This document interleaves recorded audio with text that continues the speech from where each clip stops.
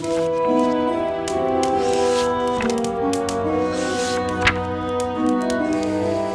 to Faith, Fantasy, and Fairy Tales, a conversation between two Christian nerds about D&D, sci-fi, and any other nerdy stuff we can think of. I'm Seth. I'm Monty. Let's get nerdy together. Today's topic, Monty, something that pretty much everybody that's ever done D&D or knows anything about D&D knows this topic. At least they know the name. What's the name? That would be the great and wonderful city of Baldur's Gate. The titular city of many a video game and book. And campaign. We got Baldur's Gate Descent into Avernus came out a couple of years ago, and I haven't personally played it, but from what I understand, it's one of the more popular ones out there right now that you can get a hold of. But Monty, why did we choose this particular topic? Well, first, there's our direct connection to it. Now, I say our, it's mostly your connection to it. So, me being the younger brother, I was the one who was sort of sitting over your shoulder while you were sitting on that Windows 95 computer and playing the original Baldur's Gate games. I remember 95 could have ran Baldur's Gate. I think it was 98. Okay, 95, 98, XP. They're all the same nowadays, right? You look back, you tell this to any of the kids, and their eyes will roll in the back of their head. It was all a DOS game. Yeah, exactly. Yeah, those little printers that had the tape just prompts, coming out. Yeah. Yep. But yeah, you used to play. I remember you playing the game. In fact, I know the new Baldur's Gate 3, they just released a trailer with a character returning, a character that I know very well only from my own memory because of a scene that led to an interesting event that we will talk about later. It has to do with Zane, our younger brother. Great story. Probably one of my favorite of all time lifetime stories, and it has to do with Baldur's Gate, and thanks to them. But yeah, our connection to it, it's also, big in pop culture, like you said. We want to make sure that we're connecting with sort of the bigger audience so that everybody knows, hey, this is a good place to start if you're just now getting into this. Right. And those of you guys out there that have either watched the new Dungeons & Dragons movie, Dungeons & Dragons Honor Among Thieves, or, you've wanted to, whatever, that's a city. It kind of one of those Easter eggs that pops up in name only in the movie. And Monty and I actually, before we started recording tonight, we were just discussing the greatness of that movie. So if you haven't seen it, get out there and watch it. Doesn't matter if you're into D&D or not. It's just great fantasy all the way around. Yeah, maybe we'll record some of those discussions as some bonus content. For sure. So the question, I guess, just to start right into it, is obviously Baldur's Gate is a city, a fictional city in the realm of Faerun, or rather in the world of Faerun, in the realm of the Forgotten Realms, D&D specific. Monty, where else, like in relation to other cities that the listeners might know about, where is Baldur's Gate? Well, I took some notes because I'm not very good at geography, believe it or not, especially fictional geography. So, if you've ever looked at a map of the Sword Coast, I would put Baldur's Gate pretty much right in the middle. There's a river that runs out of the mountains where the Well of Dragons is currently at. I only know of that location because I was in the Resurrection of Tiamat campaign, so I'm just a little familiar with the area. Rise of the Dragon? Rise of the Dragon, yeah. Yeah, that was a fun time. But anyway, so Did you guys end up going to Baldur's Gate in that? No, we never did, surprisingly. Oh, interesting. We never even passed through it. Went to Neverwinter, just like in the new movie that came out, but we never actually spent any time in Baldur's Gate, surprisingly. But no, Baldur's Gate is at the end of that river. It's the river Shianthar, and it essentially... Shianthar. I mean, I'm sure that everybody out there knows how to pronounce that better than us, but we're going to go with Shianthar. Yeah. Forgive me for my unfortunate way with words. It essentially is like again, in the title of the actual city, it is a gate city at the end of this, I guess you could call it shipping channel, this river, right? It also acts as a dock and a port going directly out into the greater ocean. So The Sword Coast. Right, yes. Swords. And for, if you're like running shipping up and down the coast too, it's a great place to stop. And that's sort of its relative location. Sure. Okay.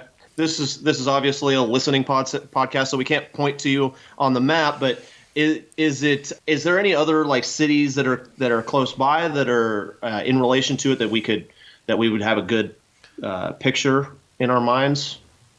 That is a good question. I know that you mentioned Neverwinter. I know Neverwinter is actually kind of further north by quite a bit from Baldur's Gate. Yeah. One of the cities in Baldur's Gate 2 specifically, it's one of the very, very, very important cities in Baldur's Gate 2, is the city of Am, or Am, depending on how you pronounce it. But it's north of Am, if I remember correctly. Let me look at that real quick. Yeah. Am and Baldur's Gate are kind of like warring city-states, right? And Am, if I remember correctly, I'm fairly certain of this, it's south of Baldur's Gate. So yeah, that is correct. Baldur's Gate is it north of Waterdeep? I'm actually looking at my map right now, but for some reason it's not. And it is not showing me. Baldur's Gate does not exist. No, it's just blurred out, so I can't actually see what I'm looking at. And I almost had this memorized, but I believe so. Yes. What we do know about Baldur's Gate, as far as the map is concerned, is it's kind of like a horseshoe bay. Similar to some of the cities that you find in like ancient Greece. There's like this small little bay port area, and then the city itself is like a horseshoe around that small bay. Kind of like Seattle, I guess, to a certain extent. Is Seattle like that? I've never been to Seattle, so I guess I really wouldn't know. Yep. I'm probably more familiar with Baldur's Gate than I am with Seattle. I've actually been there. Baldur's Gate, relation to the map, I would encourage you guys to go out there. If Baldur's Gate is one of those cities that you want to get your players to, I would encourage you to definitely pull up the map and find out where it is. Again, it is pretty easy to find on the map once you pull it up, as far as being on the Sword Coast, coming off of the Chianthar River, and all of that. The history of Baldur's Gate, I think, is pretty fascinating. Baldur's Gate is one of those first cities written for Dungeons and Dragons. Very, very early. Came out in second edition, AD&D. Yeah. Old school AD&D, stuff. That's right. Yep. Those of you guys that know anything about Dungeons and Dragons specifically, Gary Gygax, he started a company called TSR. What do we figure out that TSR stood for? It's a terrible, awful name. Tactical Studies Rules. Yes, Tactical Studies Rules. Tactical Studies Rules Incorporated. There's no and in there for some reason. Right. Yeah, exactly. It's weird. So TSR started in '73. That's when they published D&D.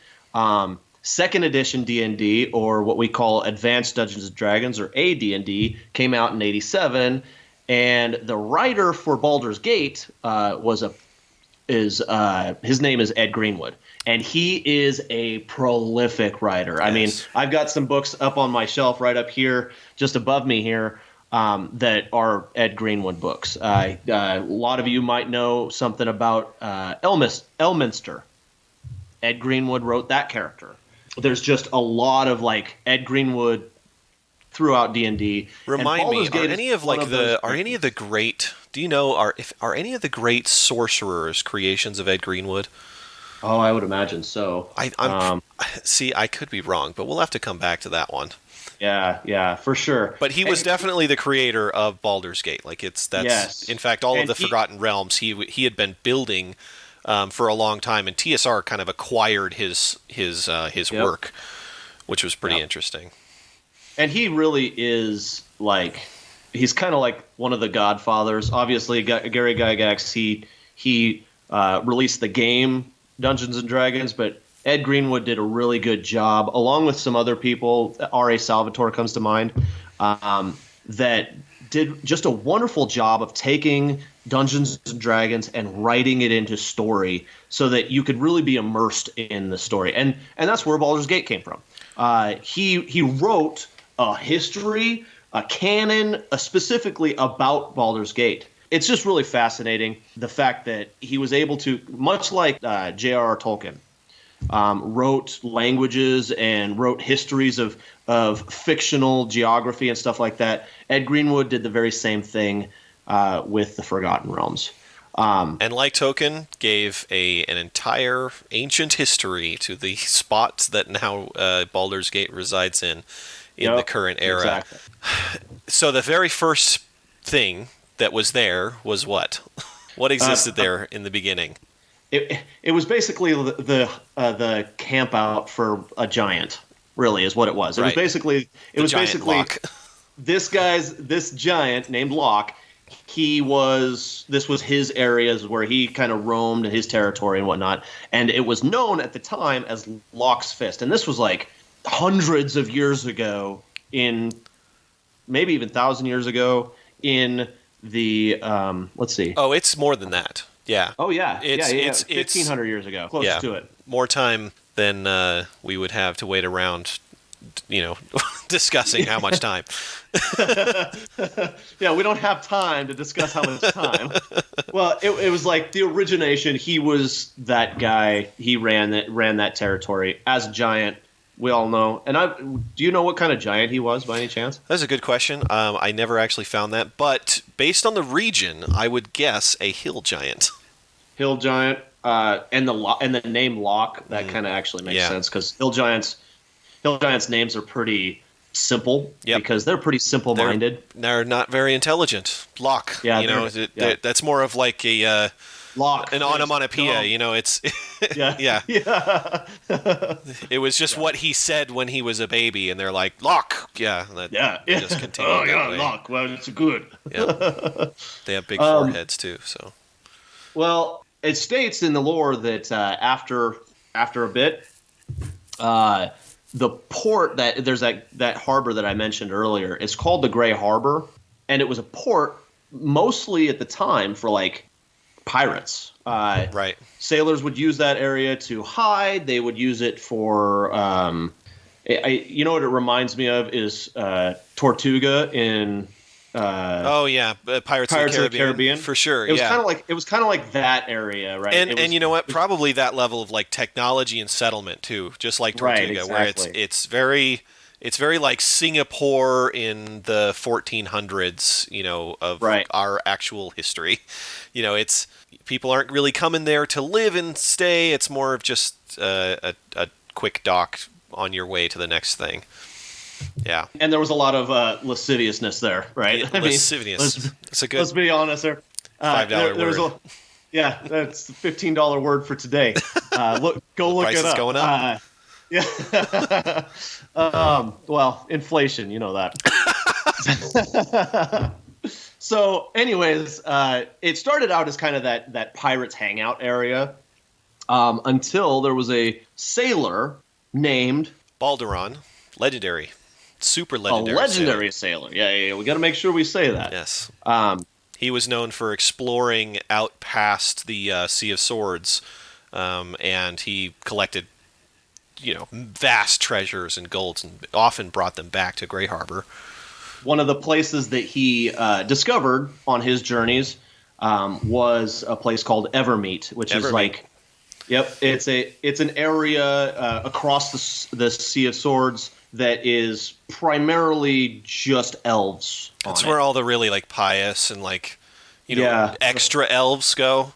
The posh elves. Yeah, because they've gone blind with lust for their god or whatever they do.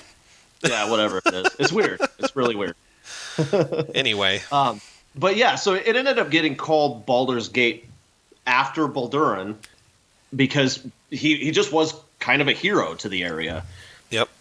Go ahead. So yeah, I was just wondering, give me a reference of what is right now in our era of, let's say I started a D&D campaign today, and how long ago was that it was established as Baldur's Gate? That would have been, so if you're playing like a campaign, let's say Baldur's Gate Descent into Avernus. The current year or the current age is in the 1400s DR. Do you remember what DR stands for? I can't remember off the top of my head.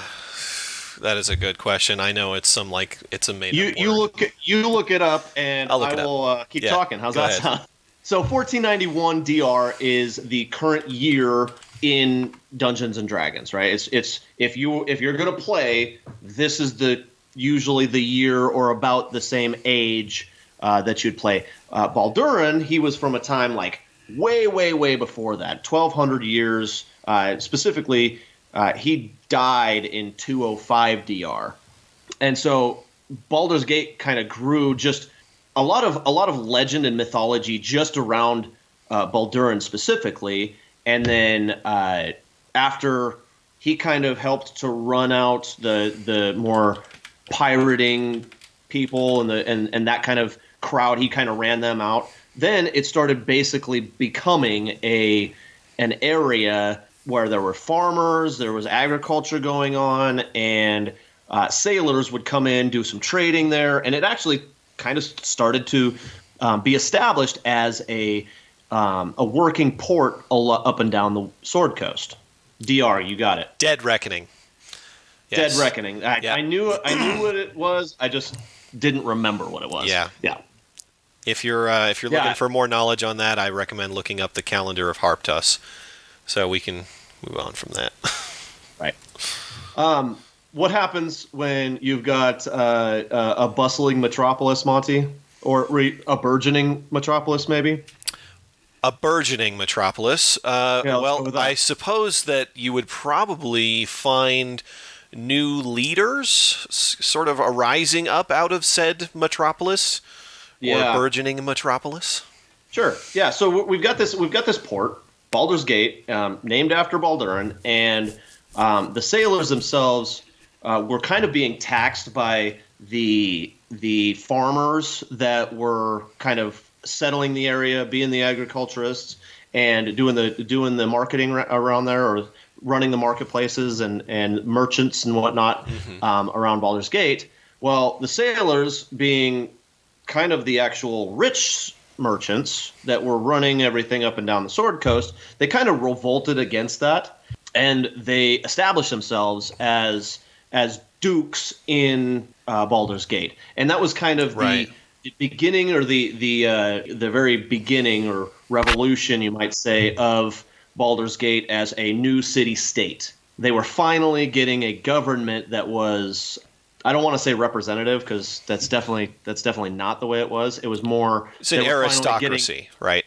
Right. So an aristocracy was forming out of like the money that is, right, exactly, a more aristocratic governing system rather than just this bartering system that they had going on. And what was mostly loosely just the organization of farmers. You could consider it the farmer, I don't know, guild, or the farmer clan, who were sort of unfairly taxing. You could say, I mean, if you wanted to take political sides in a fictional history of a place, but well, sometimes you got to do that. And sometimes I do that.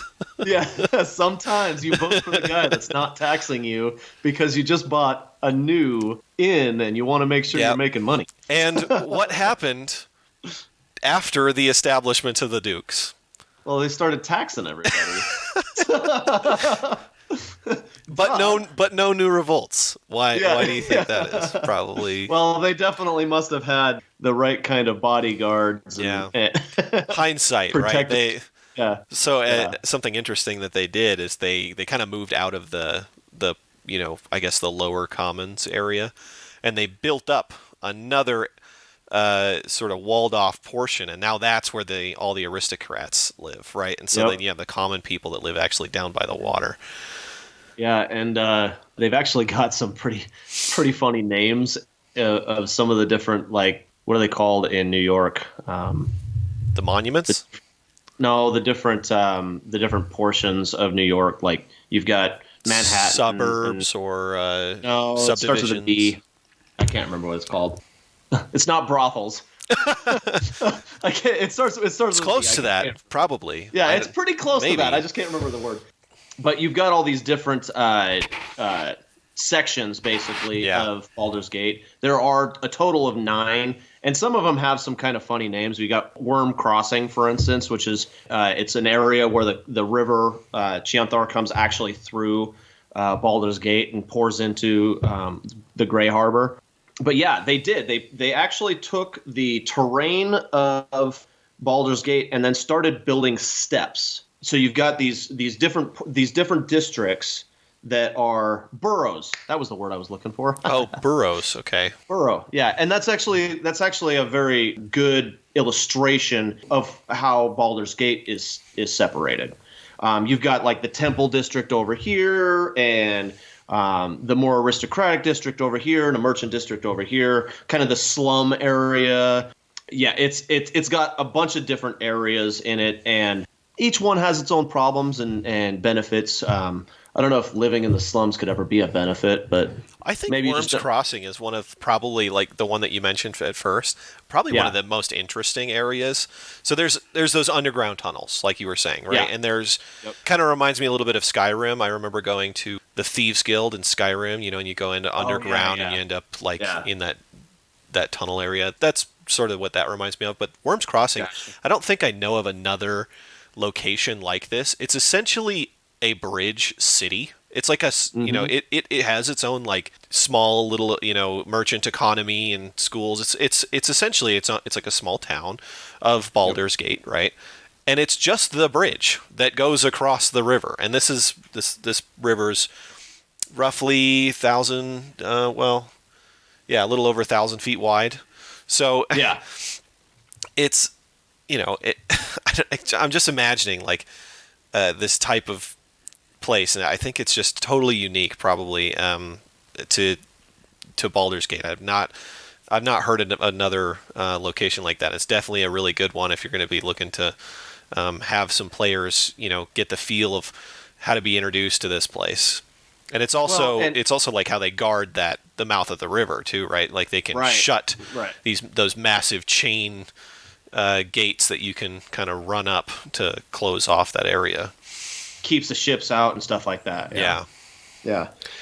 And it really is one of those cities that has just almost something for everybody, right? And I mentioned the Temple District earlier, but there are some faiths in Baldur's Gate that are like primary, right? Right. What ones do you think, or what ones would you say? I'm sorry, that those are the primary faiths. They've got 4 primaries, 3 for the most part. Like they've got some focus specifically on 3: Tymora, Gond, and Umberlee. Umberlee, which actually makes a lot of sense for the city and its origins, right? Because Umberlee is actually the goddess of the sea, right? Essentially, yeah. Right. She's depicted a lot of the times as like almost like the sea witch from Little Mermaid. Yeah, I was going to say Little that. Mermaid. Yeah. She's Ursula. Almost, Ursula. It actually fits. It's a saying. Both start with a U. But it is a city kind of a lot like what I said earlier, a lot like New York, where all these different religions are pretty much accepted and tolerated. But those 4 deities primarily, and if you know anything about those deities specifically, Tymora, Gond, and Ilmater, Umberlee. Umberlee, yeah. I gave a little bit of background on them. They're all pretty much good gods, but there's a really interesting underlying faith throughout all of Baldur's Gate, and this actually kind of ties into the campaign. Baldur's Gate Descent into Avernus. Yeah. Because one of the major religions, you could say, in Baldur's Gate is the worship of the Dead Three. You know what the Dead Three are? No, I'm not familiar with them. There are, in D&D, there are, I think, 7 or 9 layers of hell or something like that. I can never remember all of them. 9 sounds like a good round number. Yeah. Well, both of them. So we'll go with 79. But the Dead Three, Bane, Miracle, and Ball, were all humans that became evil gods. And they all basically rule certain sections of hell. And that's kind of where oh, that's interesting. Yeah, that's actually kind of where the Descent into Avernus came from. Baldur's Gate idea. Yeah. Bane, Baal, and Miracle. And each one of them, they're known as the Dead Three or the Dark Gods. Each one of them had their own proclivity, I guess you could say. They're all their certain type of evil, or right. Yeah, they're all death-themed deities. Right. That's why they're called the Dead Three. But one's dying to poison or something. Is that right? Bane is the Lord of Darkness, Baal the Lord of Murder, and Miracle the Lord of Bones. Oh, I see. Just different representations of death. Okay, that makes sense. Darkness, murder, bones. Yeah. In Baldur's Gate, there is this underlying cultist attitude, right? And that's actually you would think a lot of the time you see, the down and destitute. Ilmater is a perfect example. Mm-hmm. He's a good god, and all he focuses on is the down and the destitute and the poor. Right. His image literally is a guy that has been beaten and is wearing chains, and he's deformed, and that's his avatar, right? So when he appears to people, he comes to be the broken one. Sometimes he's blinded, as is in his avatar. He's kind of the Jesus in a way. Almost, yeah. He's got that. He recognizes or relates with. Yeah, he can the empathize. Down and the destitute. Yeah, and he understands that, and therefore he brings healing because of those things. It's really an interesting concept with Ilmater. Well, in contrast, where I was going with that. In contrast, typically you've got the poor people that worship these gods that are going to raise them out of their poverty, or at least comfort them in their poverty, right? And then you always, it just seems like it's every single time, you always have the aristocracy. They are the worshipers of these gods that you would expect to be kicked out of the area, but they're usually the worshipers of these evil gods, because what do the evil gods offer?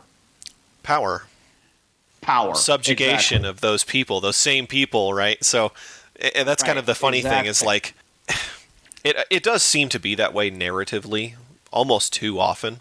I don't really like that, to be honest. I like to be a little contrarian and drive down story paths that are uncommon, and if I was going to go to Innistrad and fight a demon lord or a vampire king, I would actually try to reason or whatever, or deal with it in some other type of way. Anyway, so, but this is a pretty common narrative, right? You have the rich, powerful people must be evil, otherwise how did they get there?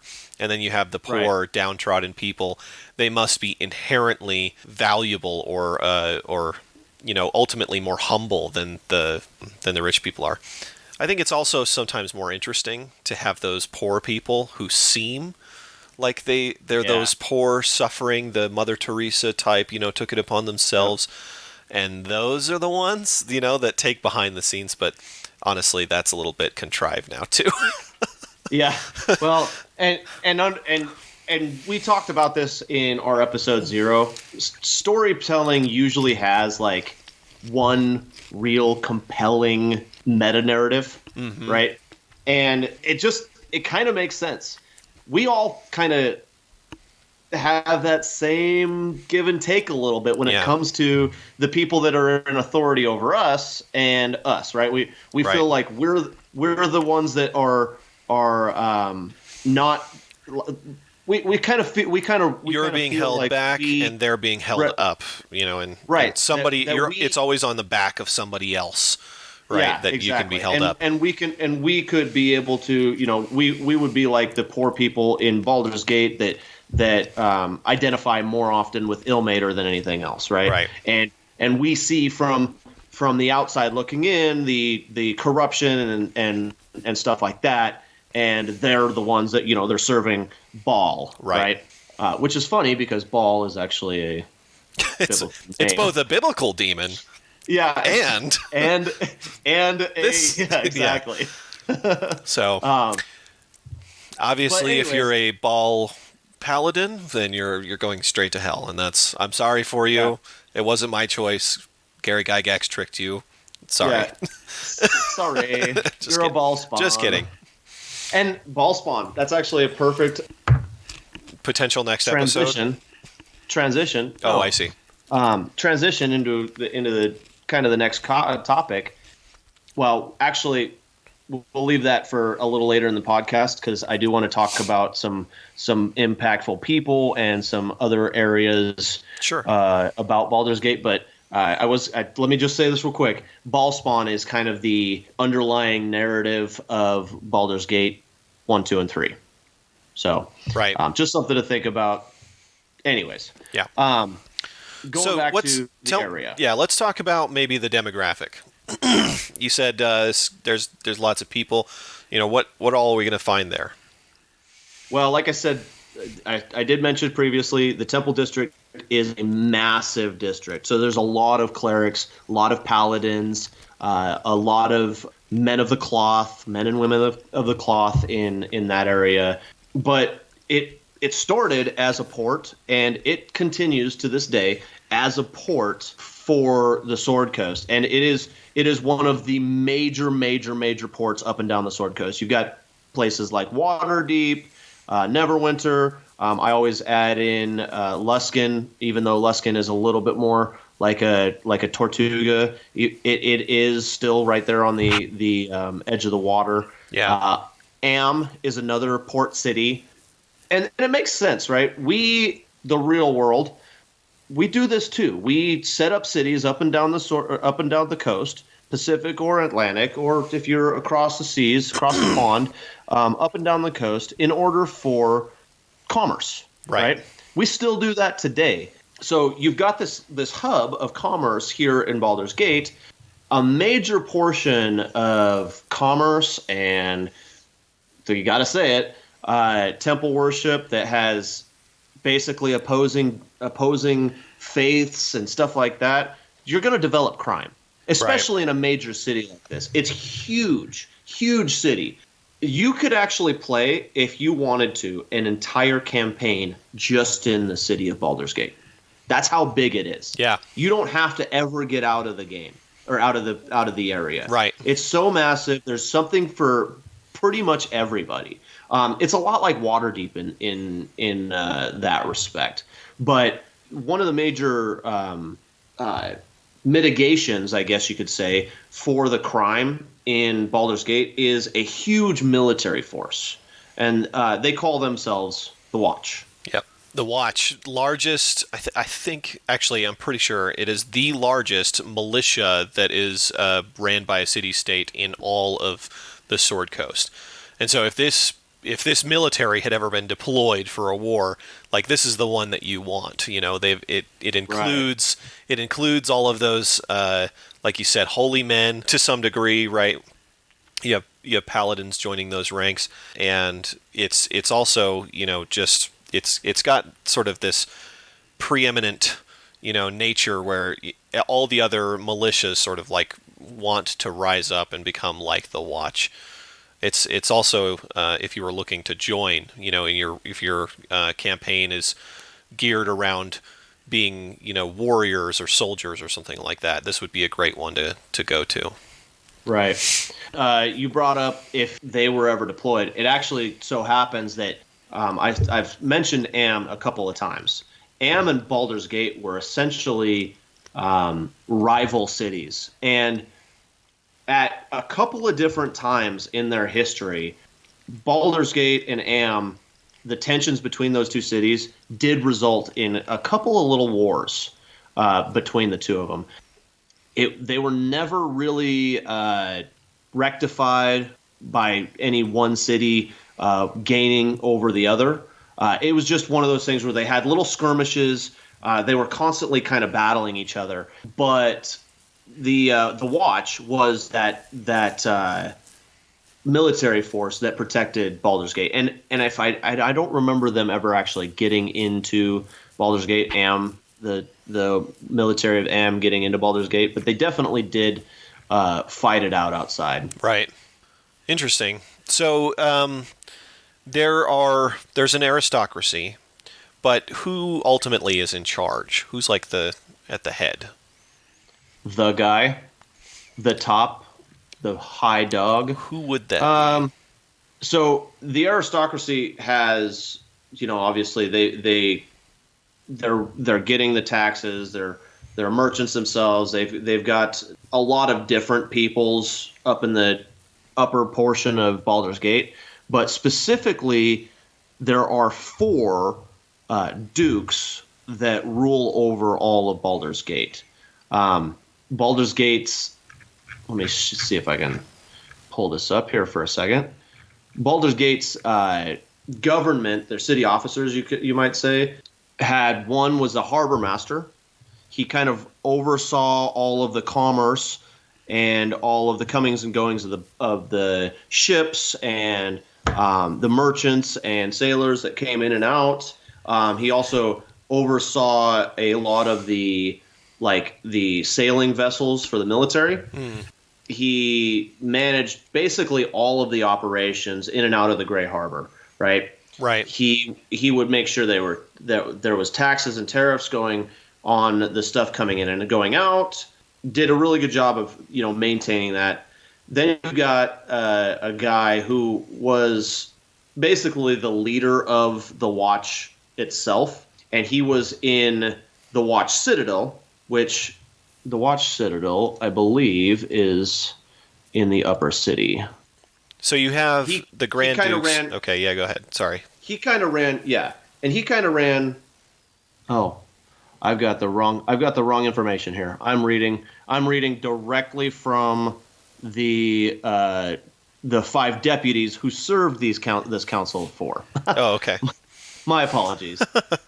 The Council of 4 were elected members of the aristocracy from the Lord's Alliance and they were elected by the citizens of Baldur's Gate, which that was really important, right? It's it's essentially a real democracy in Baldur's Gate. They were elected by popular demand, 4 people, and they were elected to life for life, right? They had to serve for life or until they retired.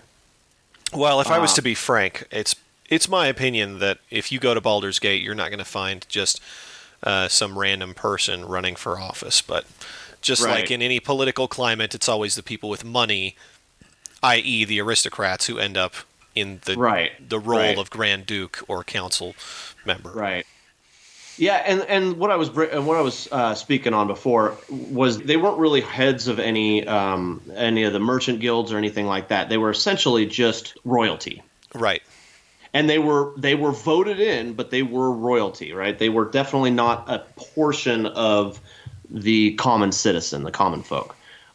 You had I mentioned the harbor master. He was one of the deputies that served the council of the Council of the 4 or the Grand Dukes.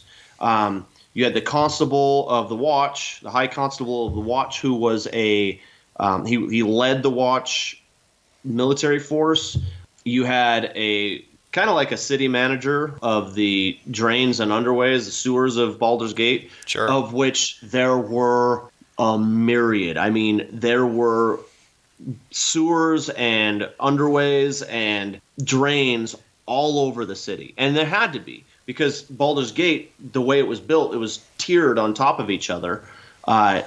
Everything's got to go down to the ocean, so everything's got to go somewhere. Right. So there was a guy who basically was the master over that particular portion of the city, and then you also had a master over like the construction of roads and buildings and bridges and stuff like that, kind of the infrastructure, the stone infrastructure of the city. He was called the master of cobbles, and then you also had a revenue guy. He basically oversaw all the taxes finance of the manager. City. Sure. Yeah. He kind of oversaw all of the revenue of the taxes for all the city. IRS of the exactly. Baldur's Gate. Yeah. The guy you never wanted to see, He was called the Purse Master. I would imagine that means because he always had his hand in your purse. Mm-hmm. Just like Uncle Sam. Yeah, and if he doesn't, and if you don't call him master, your audit's going to end up with you being thrown into the river Cyanthar. Yeah. So. Yeah.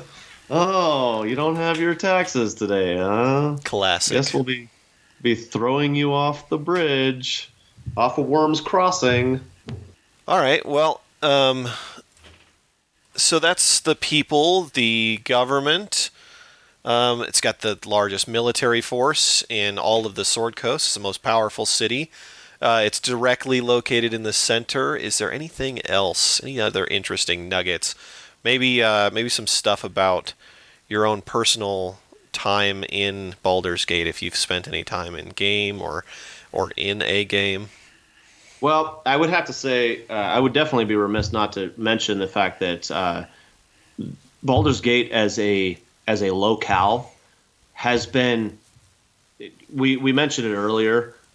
It was written by Ed Greenwood in 1987. Right. Okay?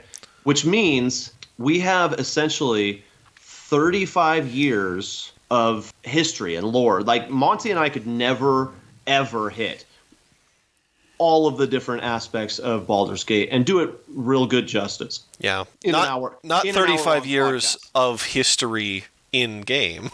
No, 35 years of people writing history. Writing stories, writing books, making movies. I believe that canonizing much of it.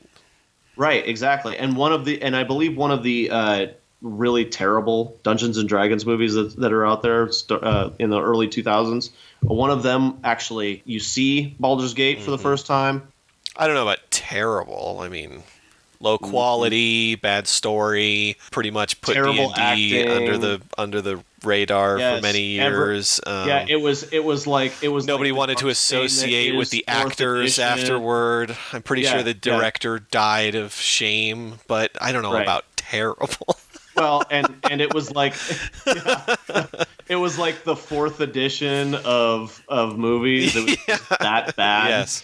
Nobody wanted to talk about it. Don't go back. Now we're bringing it up. No more dice pools. Don't go back. Right. Yeah. No more dice pools. No. So, anyways, like I was saying, there's just a lot of different media that has touched Baldur's Gate. Right. One of my favorite things, obviously, Monty brought it up at the beginning of the podcast, is the Baldur's Gate games.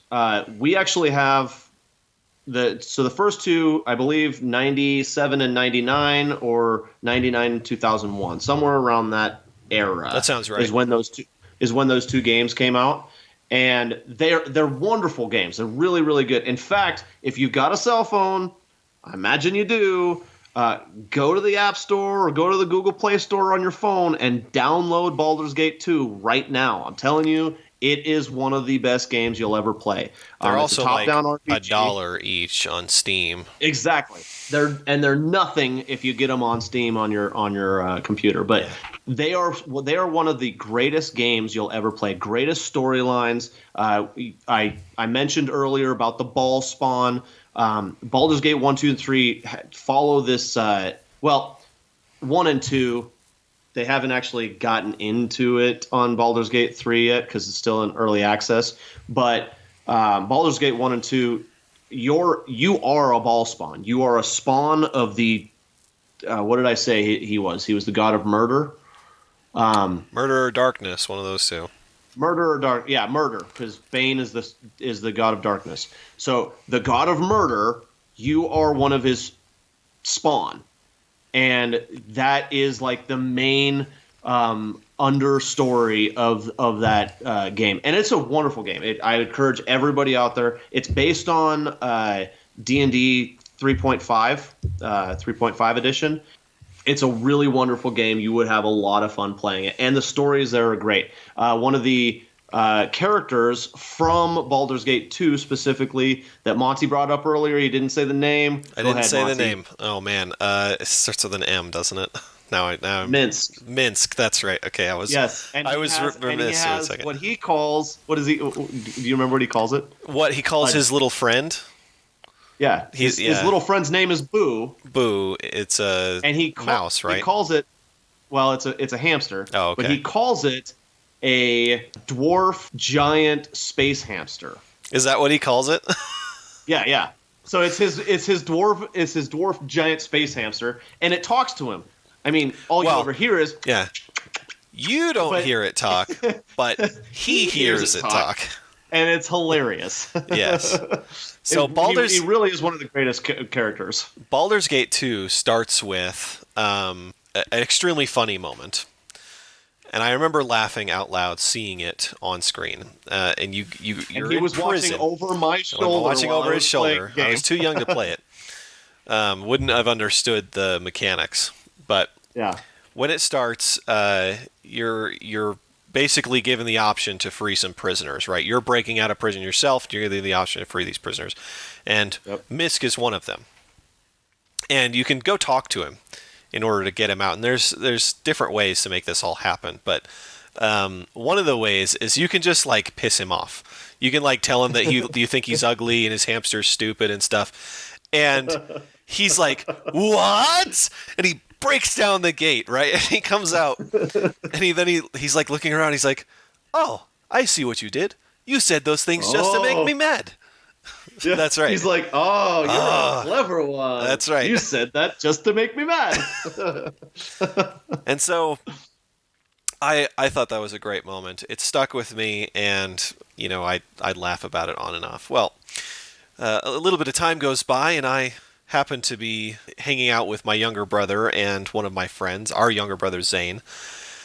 And Zane is in his room, and he was upset, and my friend and I, we went outside, and we're on the driveway, and the room is on the second floor, and it looks out over the driveway. And suddenly, I hear this horrible crash. The window, I look up, the window had exploded, and it was debris from the window being broken through. And Zane is standing there with both of his fists just raised up, his eyes wide. He's like, did I just do that? But he was so angry that he still was seething a little bit because he's just staring at me in anger, and he had been beating on the window until it broke. And I looked at him in disbelief. I looked at my friend, and I looked back at him, and I said, you said those things just to make me mad. Mad enough to break free. It's one of my favorite stories. You should ask him about it someday, that's good. Seth. I knew that Zane broke a window with his fist, and he was 10. Well, he was more like 7. He was even younger. Oh, was he only 7? Yeah, oh my goodness. He was pretty young. Wow.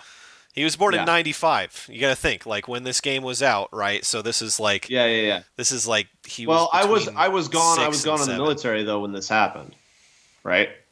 Oh, I think it was even before that. Oh, really? Okay. Yes. Well, anyways, Misk is one of those titular characters. Just a lot of fun. You can have him in your party. He is lawful good. Yep. If anybody knows what that means. So if you do anything in Baldur's Gate 2 specifically, if you do anything that is even remotely evil, he immediately calls you out on it. Yep. And it's hilarious. It's really good. Some of his lines are just hysterical. Well, they announced a couple of weeks ago, Monty alluded to this earlier, Baldur's Gate 3, that he is coming back for Baldur's Gate 3. That is one of the greatest things I've ever heard. And yes. Do you know who's voicing him, Monty? No, I do not know.